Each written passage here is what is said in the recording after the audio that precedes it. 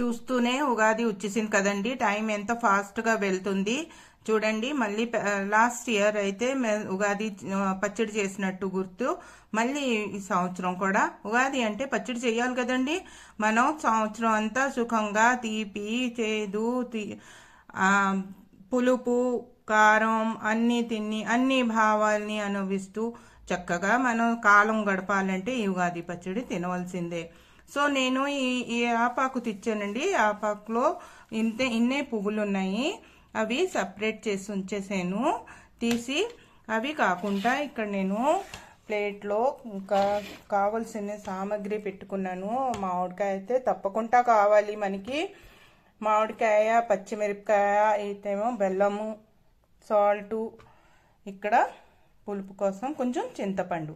ఇది కాకుండా ఇది మన ఆథెంటిక్ వే అండి. మనం ఆథెంటిక్ పచ్చడి ఎలా చేస్తామో అది చూపిస్తాను. అది కాకుండా నా పర్సనల్ టచ్ వేసి కొంచెం ఎక్కువ టేస్టీగా చేస్తాను. ఆ మ్యాజిక్ ఏంటో యాడ్ చేస్తాను. ఆ మ్యాజిక్ చూడాలంటే వీడియోని లాస్ట్ వరకు చూడండి. నచ్చితే సబ్స్క్రైబ్ చేసి మీ ఫ్రెండ్స్తో షేర్ కూడా చేయండి. నేను ఇక్కడ పచ్చి మిరపకాయలు తీసుకున్నాను. కొందరు కారం కూడా వేస్తారండి, అలాగా కూడా చేయొచ్చు. కానీ నేను పచ్చి మిరపకాయ వేస్తున్నాను. ఇది ఎలాగుంటుంది ఈసారి మీరు కూడా ఈ విధంగా చేసి చూడండి.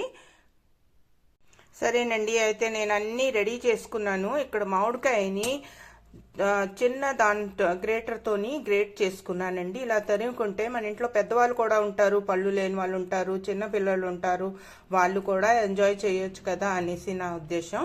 అయితే నేను ఈ 2 స్పూన్ వరకు గ్రేట్ చేసిన మామిడికాయ తీసుకున్నాను, రా మ్యాంగో.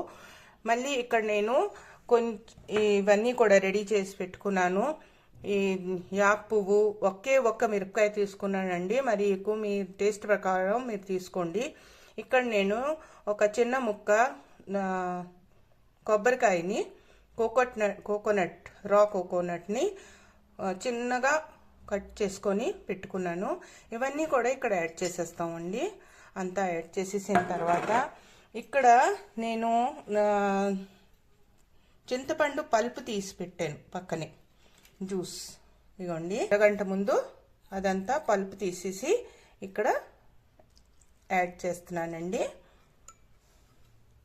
ఇది కాకుండా కొంచెం బెల్లం యాడ్ చేస్తున్నాను. నేను 1 టీ స్పూన్ బెల్లం తరిమేసి ఇది కూడా యాడ్ చేస్తున్నాను.